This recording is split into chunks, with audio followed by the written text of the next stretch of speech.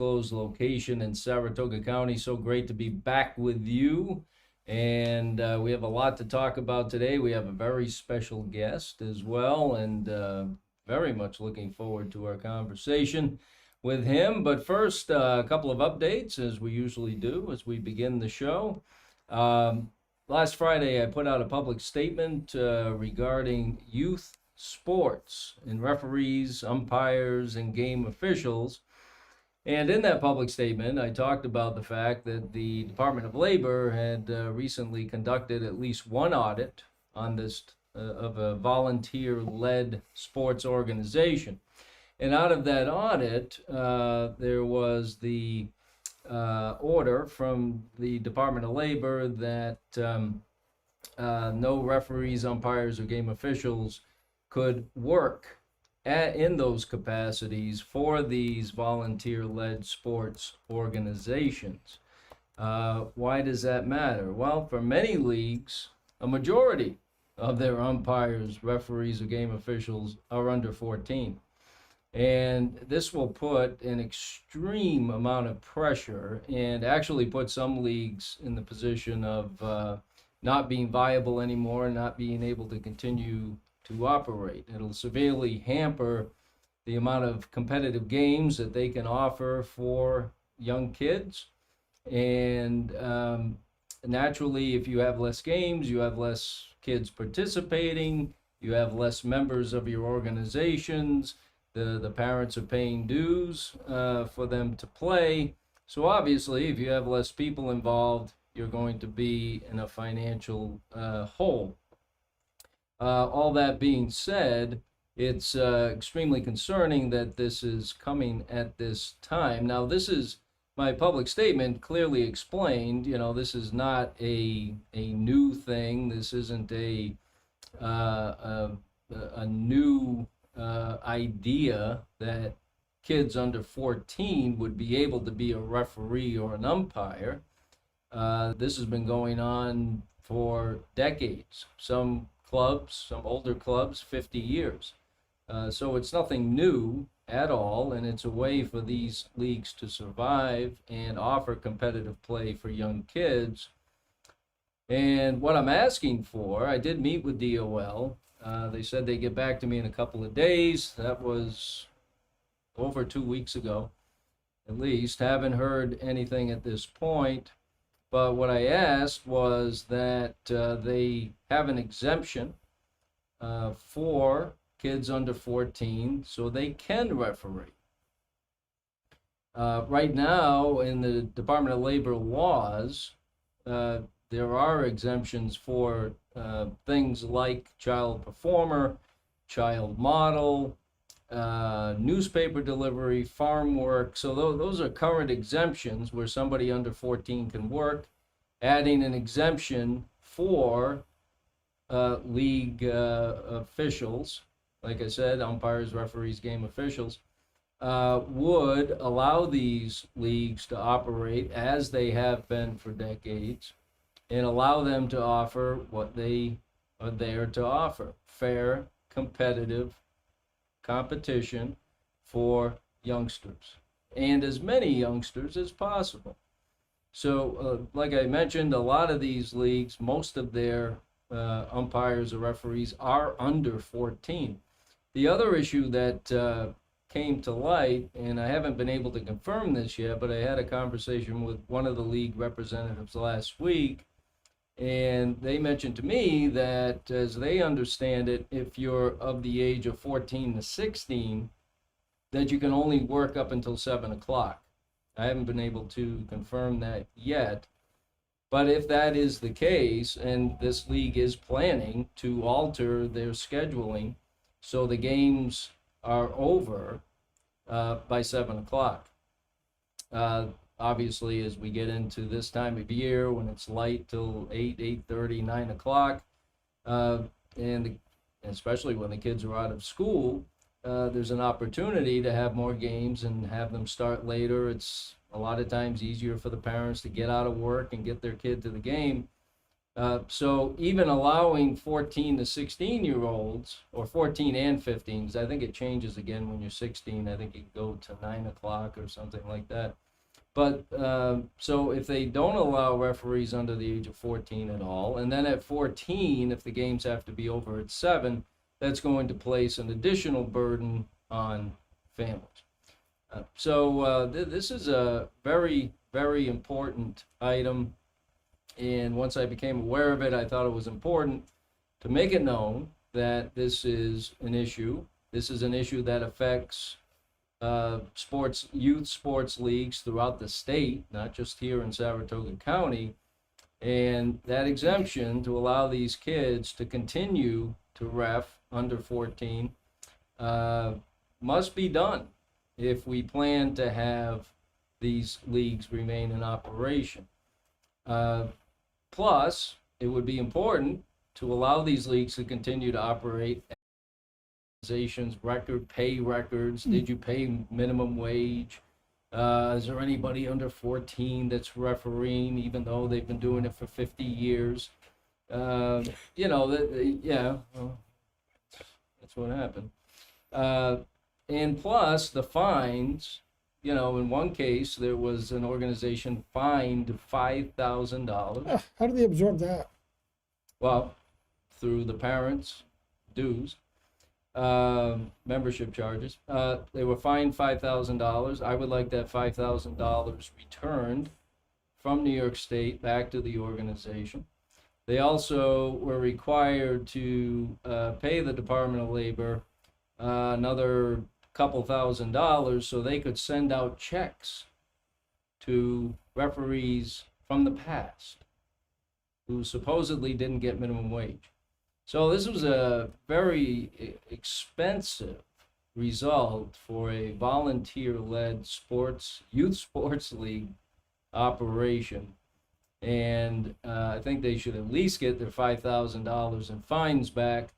And like I said, the ramifications for youth sports leagues across the state is extremely detrimental if an exemption is not made to allow these youngsters to continue to referee. My kids did it. They would do a game here, a game there, one or two, a couple of times a week. I mean, it's not like you're there for an 8-hour shift. If they needed a referee and it was before or after their practice, they'd stick around and referee, make a few dollars. And these kids are trained. They learn new skills, obviously confidence building experience. It's very important for the kids, very important for the leagues to remain viable, and an added benefit for families and parents. So how we doing, Jay? Doing well. I don't know if you had known about that issue yet. No, I think it's pretty crazy. I have a couple of friends that do that, the umpire games, and they're always complaining that they can't find umpires to begin with, and now you're going to restrict it even more. I don't understand it. We box ourselves into these boxes in the state, and then we create our own problems, and then we wonder why people move out. Yeah, I mean, you're right. Overall, there's a severe lack of referees and umpires at all levels, whether it's baseball, soccer, or anything. So basketball, there's already a shortage. But like I said, every league that I know of, utilizes young umpires and referees. And like I said, if they are no longer able to do that, it's going to severely hamper their operations, may put some out of business. What is the reason that they're doing that? Why are they doing the audits? Yeah, and going through and not wanting kids to do that. Well, it's interesting you asked that because I've been able to find out some information that's very concerning about this particular audit that I happen to see. I think there's more to come on that, but I don't know why they're doing the audits. This was a shock and a surprise, and by all the leagues that I talked to, and they're extremely concerned about the ramifications. Yeah, I would think.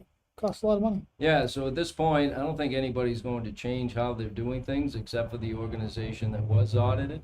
So they either go around and do more audits, or they make this exemption so these leagues can operate lawfully as in the standards of DOL, and continue to offer as many opportunities for competitive games for as many kids as possible.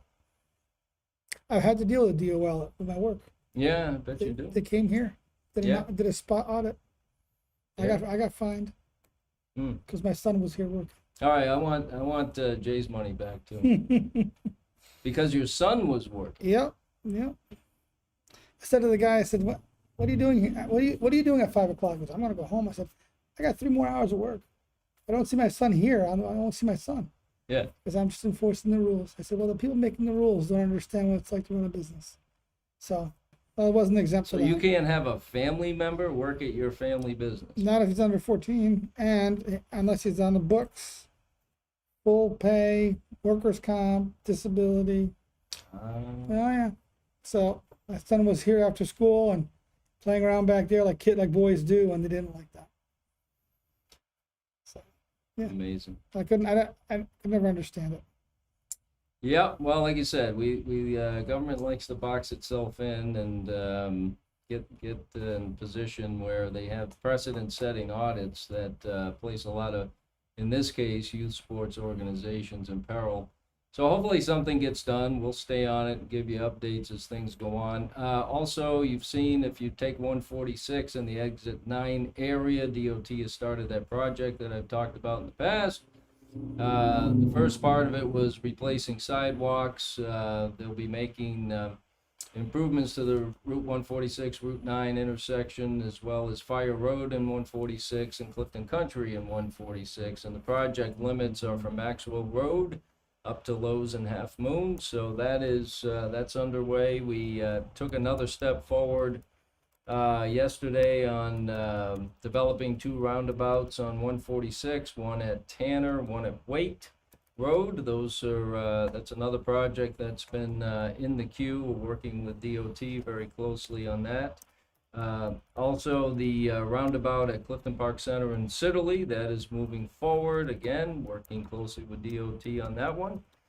And also working with them on a sidewalk on the north side of Route 146. And that sidewalk will start at Vista Court, which is just west of the 146, 146A roundabout. It'll make its way down to the school entrance, past Woodland Hills, and then down Fisher Ferry on the east side, because we have a trail on the west side. On the east side, there's a small gap between the Key Bank area and where the trail ends on the common. So we're going to fill that gap so that way there's pedestrian access on both sides of Fisher Ferry. So all of those projects, I could spend 2 hours updating everybody on what's going on in Saratoga County and the town of Clifton Park. But I want to make sure we get to our guest and we leave plenty of time for him. And if we could get the camera on this gentleman right here with me.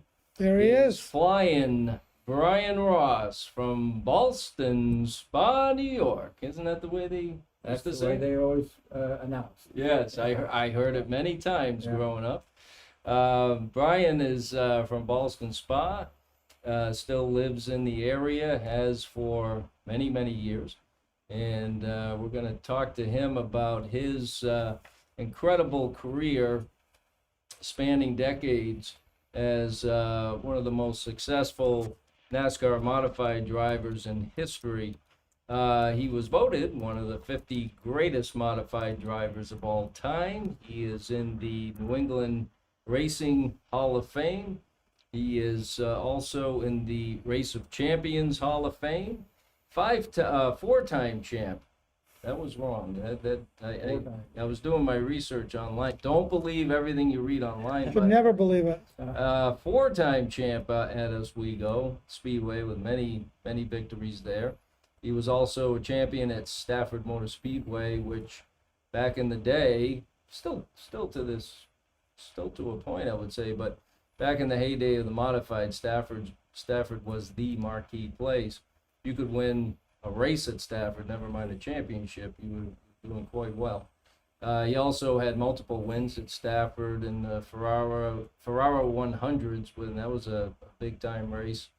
The Winston 100 and the Spring Sizzler. Spring Sizzler is the marquee event every year at Stafford Speedway, and he also won the Race of Champions, and that was at Trenton.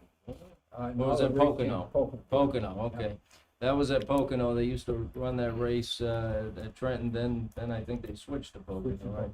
Yeah. So Brian won the Race of Champions at Pocono. Race of Champions was always a huge event. Everybody came from all over the place for that one.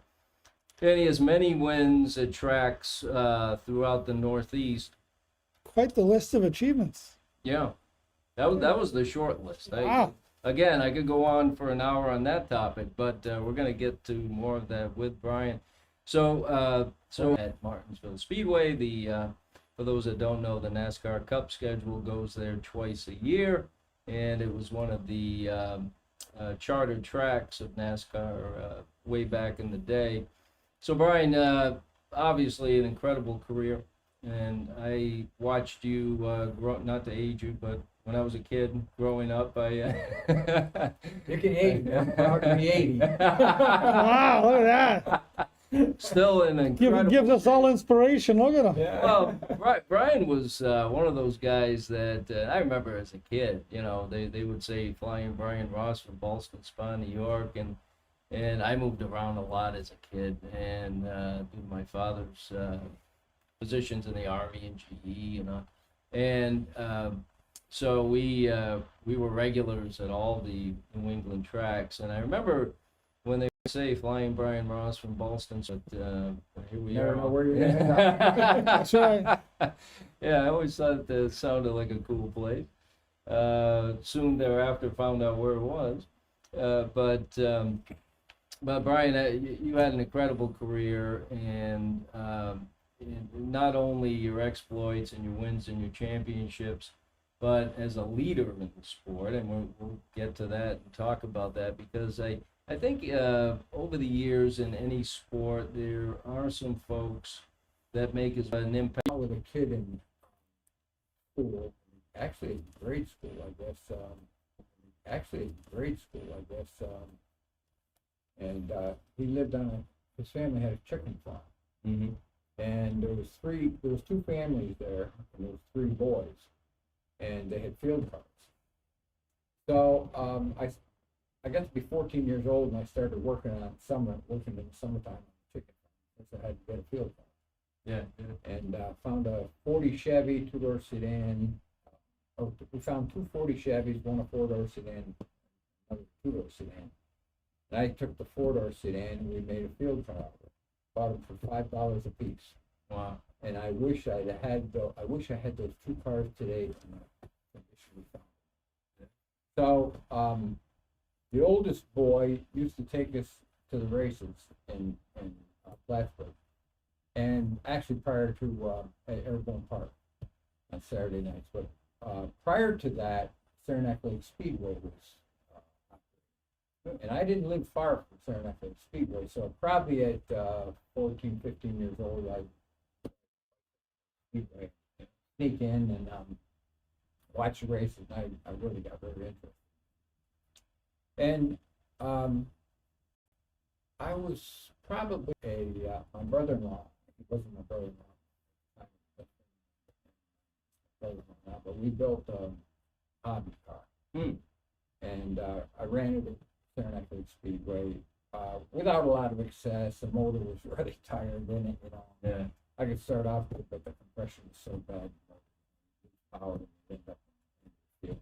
So that didn't last too long.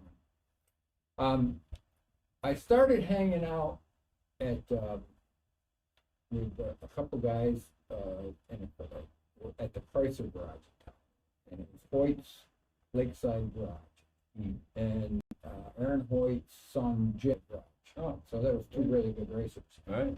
And I started working with those guys, and they took me around Honda, Victoria, went to the Syracuse Fairgrounds, Mm. saw a lot of really good racing from really the best there was in the business at that time. And how'd you end up in the Charger division at Malta? Well, Now, what's the Charger division? that's like a beginner division. It's Okay. kind of like a hobby. Okay. Street stocks, they call them. All right. Today.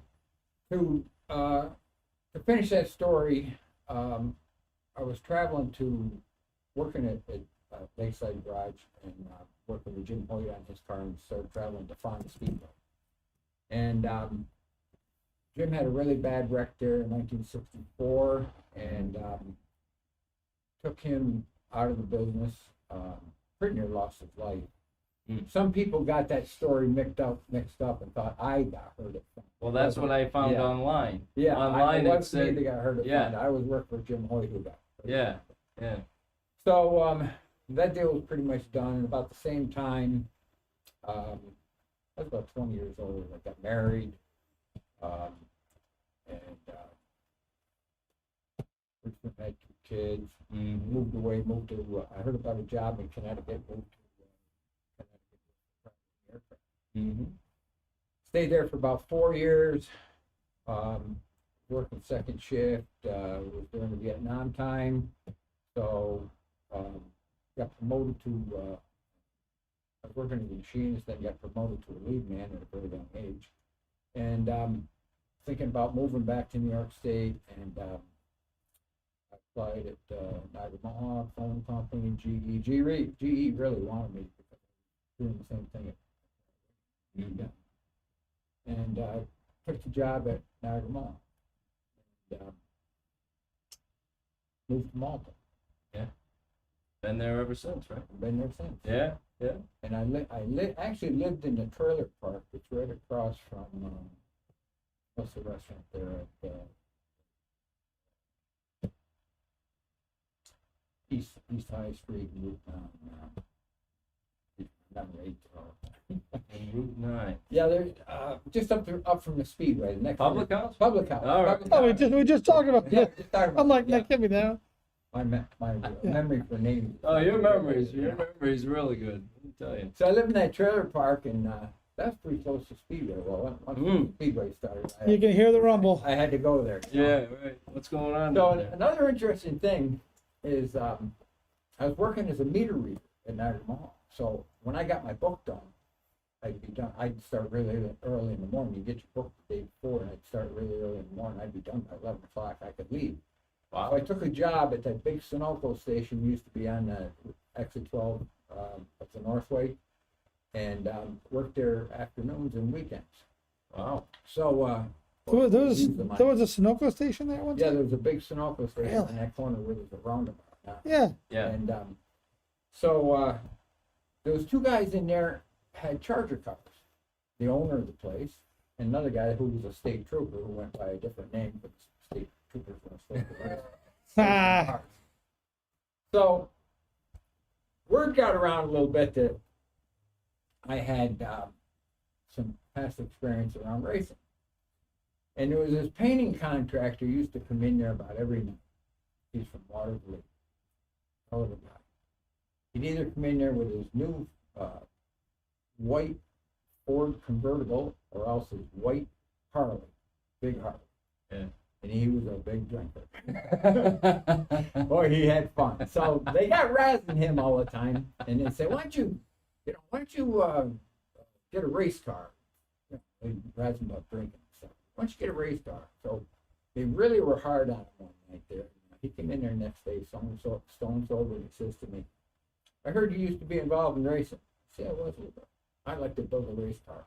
I want to beat these guys. I'm sick of that.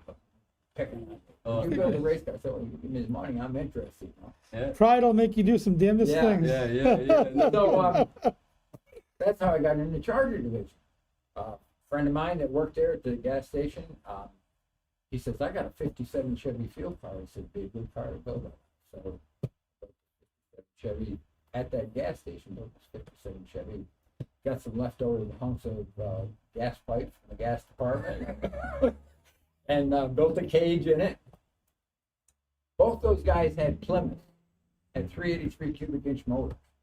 And they said to me, you can only run a 283-inch motor. You got 100 cubes on. You'll never be able to compete. They didn't know what I knew about the small block Chevy. Yeah, right, So, yeah. I built that car and won either 4 or 5 features right out of the box. Wow. And so That painter must have been happy. oh, Well, it was the custom paint that made the car faster. yeah, oh, he was happy, you know. And so I was so successful with it, and I decided that heck, we're going to sell this Charger car and build a modified. Nice. And I got to be friends with Dennis Giroux. I don't know if you know him, Yep. Dennis Oh, yeah. Giroux. Yeah. And talked to some different people, get some different ideas. Ron Narducci was a Oh, yeah. Yeah. champion. Got some ideas from him. He was hanging out at our speed shop, and built that car on a 57 Chevy chassis, which Denny Giroux gave me advice about that. He says, if you want to build a car and build it cheap, he says, I ran a car in modified car in Canada, 57 Chevy chassis, and it was very competitive. So that was what I knew. So we did that, got a Falcon body, put a Falcon body on it. NASCAR was paying, they were trying to get away from the coupe, so they were paying a bonus for late model bodies. Yeah. So we wanted to get the bonus for the late model body. So the Falcon body. 6 weeks into my career, I won my first feature Wow. at Plattsburgh. Now that was that the same type of body that Bodine used to run in the '99 That was a Valiant body. Valiant? Okay, all right. So it's not Believe the me, same. that car was a lot nicer than mine. But we raced,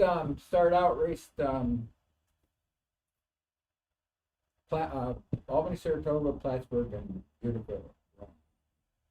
And one of the guys that helped me with the Charger car was named George DeVore, Lyle's uncle. Oh wow. Okay. And so he worked with me, and he had a friend that lived next door to him that had just got out of the service, was a really good mechanic, his name Rick Davis. And so Rick was pretty much, he took care of the engine, and I took care of the chassis, and George did a little bit of everything. He usually drove the hauler and whatever was round up for a hauler, you know. So those are the guys that got me started, and it was off to the races off from to there. the races. We got approached partway through that year by a lawyer from Albany, and he worked in the New York State Bar Association. He said he came to see me, and he said, I have a son that's 16 years old, dead set on making a career out of being in auto racing. He didn't want to be a driver. He wanted to, you know, work on cars, stuff like that. He says, I'm looking for somebody reputable that he could maybe hang out with or travel with, and maybe I can help you out a little bit. And I said, yeah, we'd be glad to have him. You know? So he came with us. Right. His name was Steve Meal. Steve Meal. Right. Really? Steve Meal. Well, yeah, because was he from Malta? He was from Colony. Colony. That's right. I'm thinking of. Who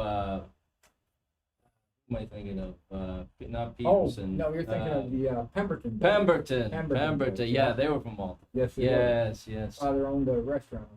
Yes. Steve Meal. Wow. Steve Meal went on to become a NASCAR Cup crew chief. Oh, no kidding. Yeah. He actually, I went to see him when he was doing this. He actually built the Roush team. He Wow. worked together with Roush. He after he well, that year his father got pretty excited about it, and he thought I'd like to maybe have a car, and he says build a car and we'd have the car and all, you know. So we thought it'd be a good deal, and it started off pretty good. Built a car on a Scout chassis, which was the same thing that Jeff Bodine car. The Valiant. Yeah, the Valiant. Danny Drew was building a car with a Scout chassis. Got, I don't know, 3/4 of the way through the deal. The money got short. Mm-hmm. So the thing that equalizer bars for Right. trailer hitch, you know, so we built Eddie Flumpkin. Eddie Flumpkin Yeah. came to a mentor Yeah. to a lot of guys. Absolutely.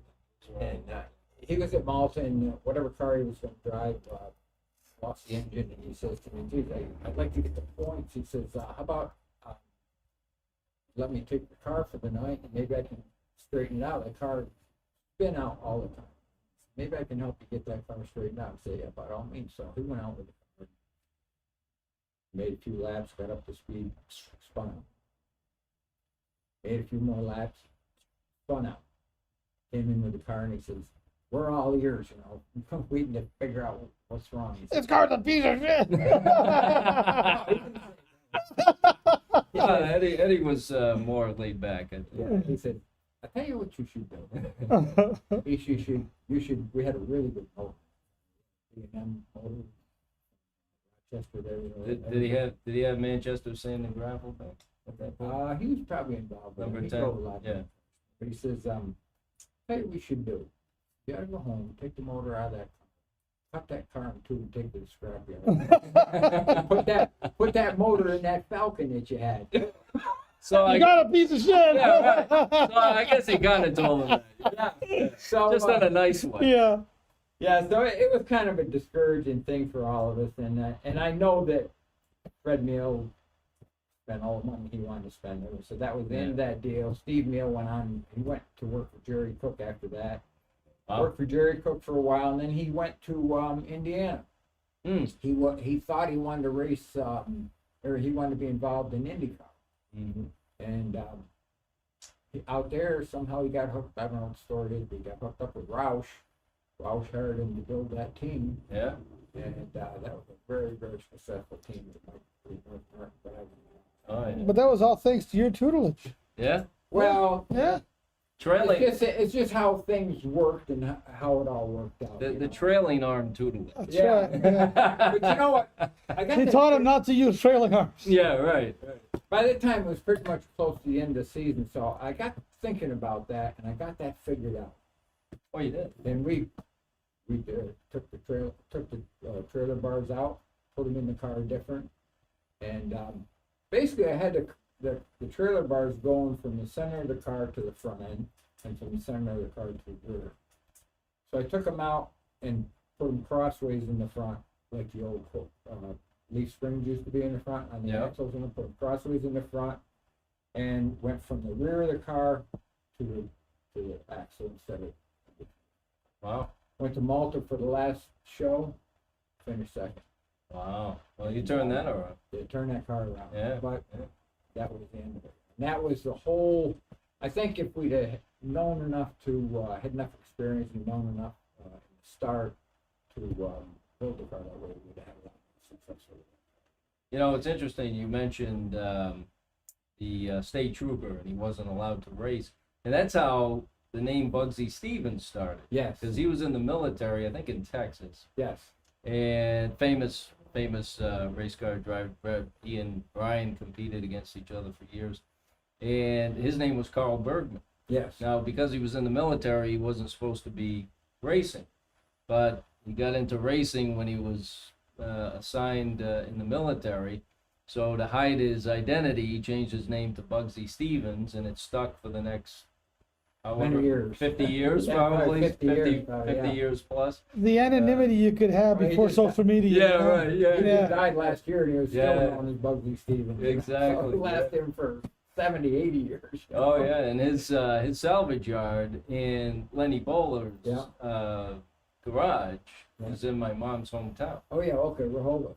Yeah, Freetown. Freetown. Okay. Yeah, Freetown, Rehoboth area, and oh yeah, and I was telling Dan Martin, I just had Dan Martin on not long ago, and I would tell him that we were talking about, just driving by a shop and seeing a race car outside was a big deal when you were a kid. And Yeah. anytime I knew we were down in that area, I'd say to my parents, "Hey, can we just go by the Boulder shop?" Just hoping, because Fred DeSaro was my favorite. Yeah. So I was just hoping to see the car out there.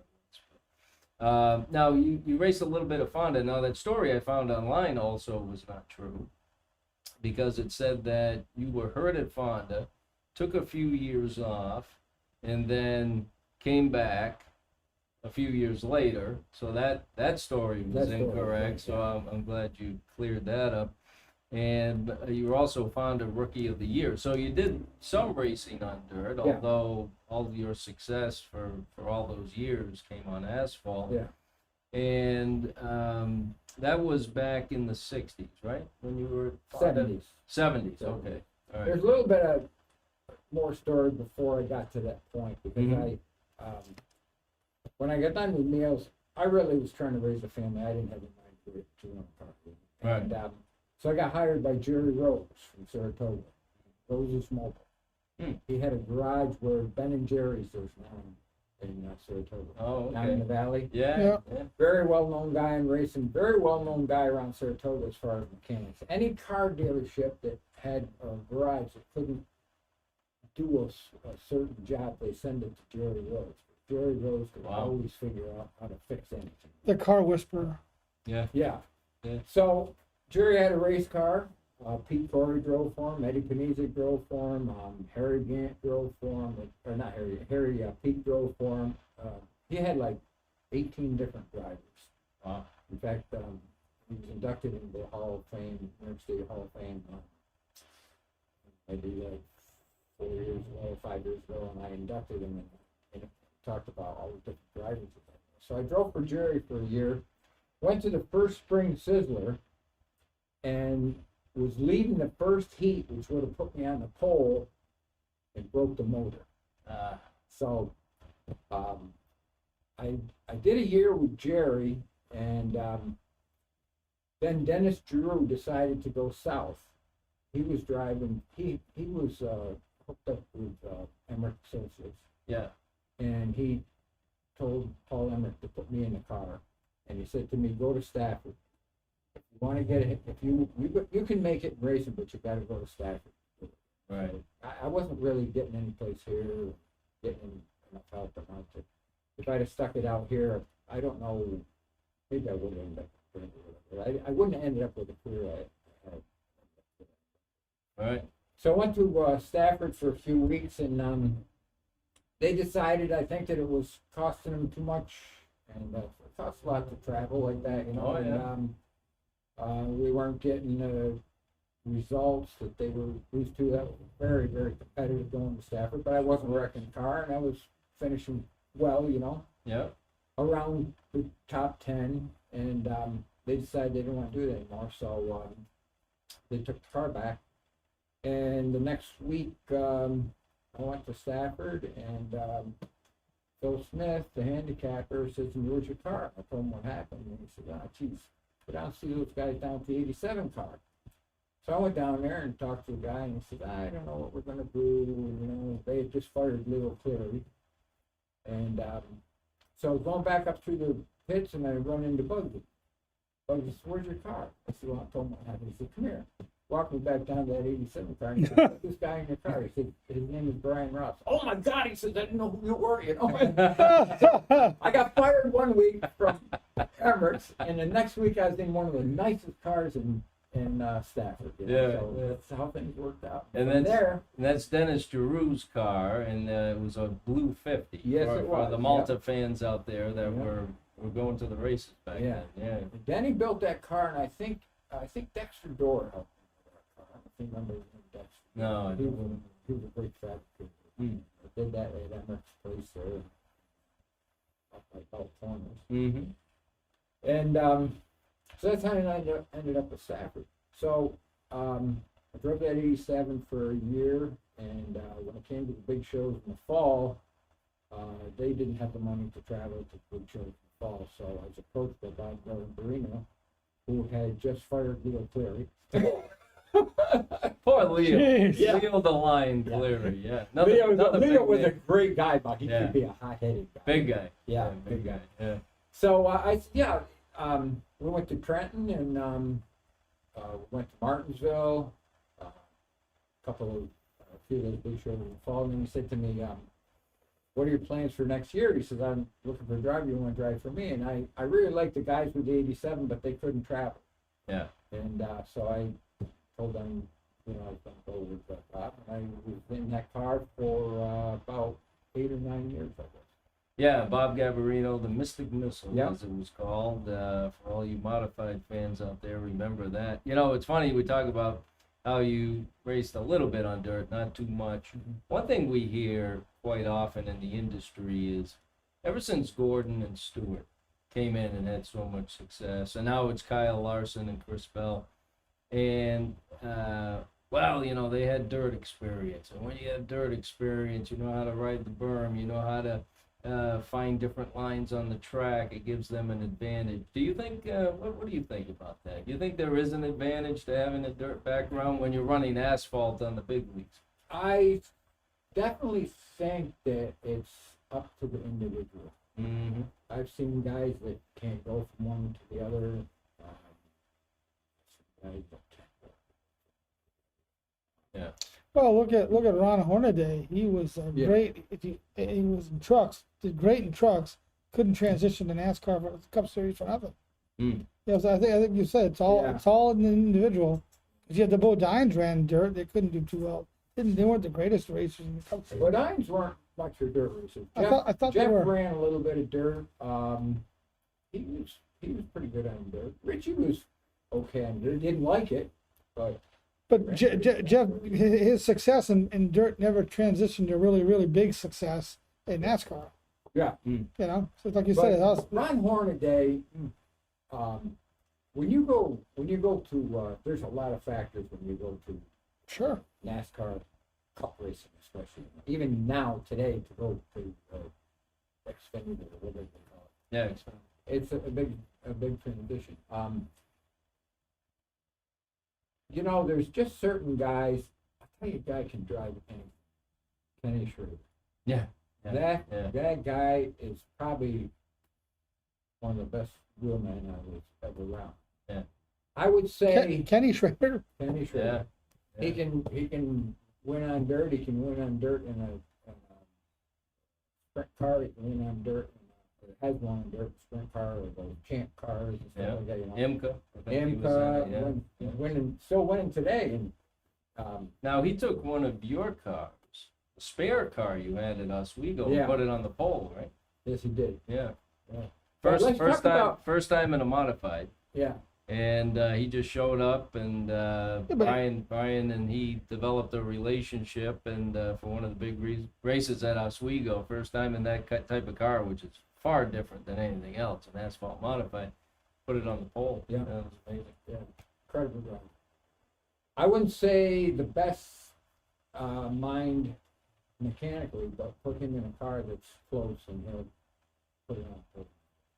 In dirt. So to In get dirt? either. Either. Yeah, Okay. everything. Yeah. So, I was in the missile for, like I say, 8 or 9 years, something like that. But it got so they were only running one night a week, and I wanted to do more. You know, I just knew you have to run more than one night a week to be really good. You know, so I was talking to Jerry, and I said, how about we build a dirt car, A-frame dirt car.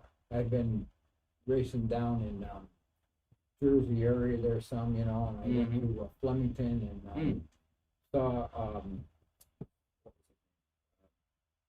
they have famous Falcon bodied car, A-frame car. I think it was one of the top guys down there. And the car was fast, so we talked about building a car, and I built the car in my own garage, and as far as the chassis and the front end and all that, and we went to Fonda with it. I was a raceman. And, doing okay. That was in 1977, came out of that car. And I pretty near won the feature there one night. I had a pretty big lead, started up front, had a pretty big lead, and I don't know about 2 or 3 laps before the caution. It was early. End of story. Yeah. But behind him was Kenny Schubert. Wow. I said second. Not bad. So, anyways, Fonda has an original book about Fonda Speedway. And right in the beginning of that book, there's a list of names of drivers who, Fonda's very, very famous racer. There's a list of names of drivers who finished second at Fonda and never won. proud to be on that list. Oh, no kidding. Louis put me on that list. But if you ever get a hold of that book, I should have brought it. Yeah, And I'd like look to at see the that. names of the guys that are on that list. So I did that for 1977 and started again in 1978. Bob knew I was doing it, and we weren't doing good with it. We were not doing good at all. In fact, with that car, we'd have a period of time where things were really going good, and I don't know, things would slack off, and before you couldn't.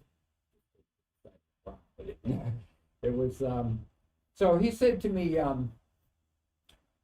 maybe a few races into 1988, he says to me, look at, I don't think this driving the dirt car is doing you any good here. But, I think you're getting in bad habits, that's why you can't win races. So you either got to give up the dirt or else give up me, give up us. So, Right. the writing was kind of on the wall for me there because I realized that where I was at in asphalt, even though things weren't going the best at that particular time, I saw a bright future in asphalt racing. Yeah. So I left the dirt. But like I say, in 1977, I did okay. Do you think it made- Rookie of the Year award? Do you think it made you a better driver from the dirt perspective? I mean, like you said, I mean, some guys can drive anything, some can't. I just always wondered, because you hear about it all the time, if you had Kyle Larson today that never had any dirt experience, would he be the same type of driver? You could say that for Stewart or Chris Bell or Gordon, I just always wondered if there was something to that. But Again, I think it's up to the individual. yeah.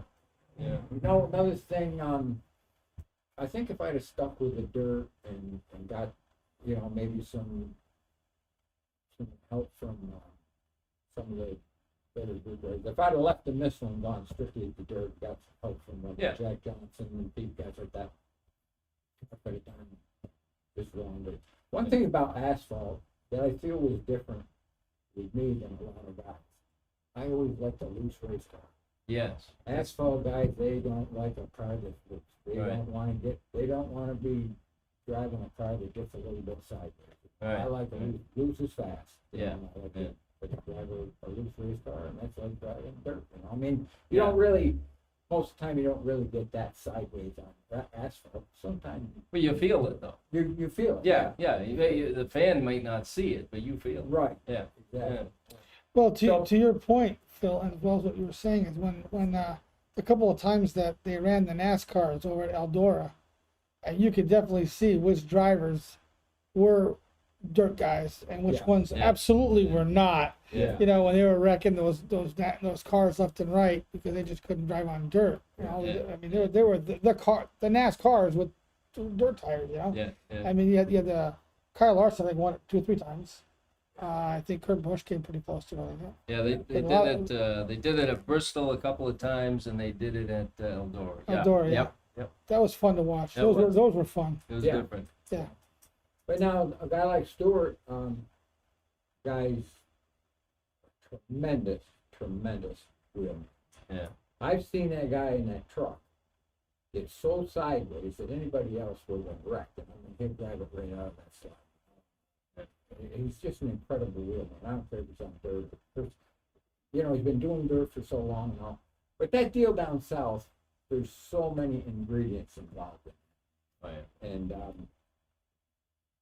it just, if you don't have all the ingredients, and they're not all mixed up right, you're gonna get it done. Yeah, because you had a couple cup starts, ARCA series, Yeah. and you made it down to the quote unquote big time of NASCAR, and but you're right, if you don't have the backing, because it's kind of like going from college football to pro football, right? Yeah.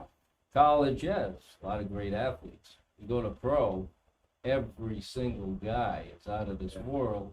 Kind of the same thing going from even the Xfinity series to the Cup series. It's never mind local track to the Cup series. Yeah. So, I used a similar analogy when people ask me about going to Daytona and running the ARCA car for the first time. Because I qualified 186 something, and then ran 192 in the race. Mm-hmm. And so I said, what was that like? Well, when I first my first time out on the racetrack, Kenny took the car. I went to run the ARCA race first. Kenny Schrader. Yeah. Yeah. He took the car out, said, you're all set, go ahead. And so I went out, made a couple laps, medium speed, just to see where the track was, stuff like that, you know, and I knew what I had to do. Yep. Put her on the floor and don't let up. Yeah, right. I made about 3 laps, wide open, and I could see very clearly way in front. Everything beside me was a I never forget that. I was focused on a point up there, and everything here was a blur, which was different than what I was used to. I got very good peripheral vision, and now you race a track car at a high rate of speed, everywhere you're used to it, you know, you can see stuff going on all over here. Right. So That's why they say a lot of those guys have tunnel vision because everything Yeah. goes so fast in their peripherals. but the Going second in time, that the front. second time out, I could see a little better. Could start to maybe look a little around a little bit. Third time I went out, Had to get used it to was it. all over. I just got used to the speed and loved it, and I could see and focus. And so people asked me about that, and I said, think about taking the best batter hitter in high school baseball, right? Yeah. And put him up against a Yankees pitcher. There's probably a few times he's not even going to see that ball go by. Yeah. Sure. Yeah. And all of a sudden, he'll take a swing at it. Maybe he misses a few times. Pretty soon, you're going to hit it. Might get follow out. But pretty soon, if he stands there and pays attention, he's going to be a big hitter if he made it to the big league. Yeah. You know what I Yeah. mean? Right. So that's kind of the way it is. You have to catch up to the speed of the Exactly, action yeah. that's coming Yeah. at you. What did you notice any big difference between Daytona and Talladega? No, No difference at all. no, No, not really. yeah. I don't. It's only a little bigger track, but very similar in a lot of ways. Just lay off a lot less. Yeah. Yeah. So to your point, your vision, I can remember my father often talking. My father, like I said before the show, my father used to race hydroplanes, and he used to say in the heat of the moment when they were dueling or racing as fast as they could, he could pinpoint his friends in the crowd as he's flying by Wow. 200 miles an hour in his boat. He, Yeah, I think. I mean, he did it for, that's what he did for years, and he said he got to the point where he could pinpoint people in the crowd as he's flying by, and that's Remind me of the story. We had to go. this is what I'm here for. I'm here to bring out stories out of people. We had to go to a rookie meeting actually when you go there. Right? So I went to the rookie meeting. To Daytona? At Daytona. Yeah. I went to the rookie meeting. Listened very carefully to everything on. So I finally raised my hand. At the end, the guy says, "Anybody have any questions?" I raised my hand. I said, "What do you do here now with auction? Are you racing back to the auction, or you stopping, holding your position right there?" He says, "Just pay attention. Don't be looking at the blondes in the front row." Never answered my question. To my point, those guys see everything. Wise guy, never answered my question. And he's a guy that's the head of the ARCA thing, That was a legitimate question. Of course it was. So Well, you anyway, said that- Well, didn't they race You the just yellow in those reminded me. days though? Didn't they race the yellow in those days? I did, yeah. Yeah, Yeah. they raced the yellow in those Yeah. days. Now they So don't. I'll tell you. Now you said there was one point where you were in position to maybe win the race, but you weren't sure of the gear. On a restart. Yeah. Restarted. Ah. And I Yeah. swear to this day, if I had restarted in second gear instead of third, I would have won the race. Yeah. Because they got that. It was late in the race, and the two guys that were fast got enough of a jump on me. I did catch them at the end, but not. And that was at Talladega, right? That was at. That was at Daytona. Oh, Daytona. Okay. So I finished third there. So there's another good story about that racing. Yeah. I don't think anybody really saw what happened. Mike Joy was my spotter, Wow. and I was running a V8, and the field was running V6s. So there was a different restrictor plate for a V8 than there was for a V6 that really evened the cars out. So, but I had to stop for an extra fuel stop running the V8. So Mike Joy is my spotter. So I'm out there and hammer down racing, and Mike Joy was incredible. He comes on and we knew we had to make an extra pit stop. And I'm just in 3 and 4, and he comes on the radio and he says, there's going to be a caution, a wreck has happened, there's going to be a caution. If you can make the pits right now, we can get that extra pit stop, because where I was in the field, it would have been an advantage to me that the two, especially two faster cars, were enough ahead of me that I was going to be behind them and get pit stopped in and go and end up Still in the lead lap, yeah. Don, when you're coming off a 4, you better be putting some hard brake on to make it to slow down for the pits, right? The entrance is right there. I'm on the brakes right away, and I'm coming down there, and this event that happened was on TV happening. A guy by the name of Bobby Dotter had some kind of a malfunction or something. He had a fire in his car. So he's going down toward the pit lane. He's going for the pit lane to get off.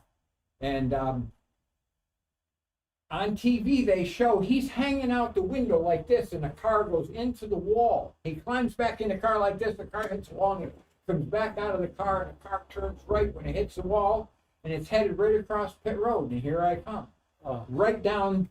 And I'm thinking, I can make this. When I made it, I dropped the right side wheels off in the grass. As soon as I dropped the right side wheels off in the grass, where the car starts to turn around, Right. So I let the car turn right around, let it turn around backwards, and as soon as it got backwards, I stepped on the brake and got the car slowed down for just a split second, clutch in, turned the wheel hard left, jammed the brake on again, turned the front of the car around like this, rolled right into my pit. And that's where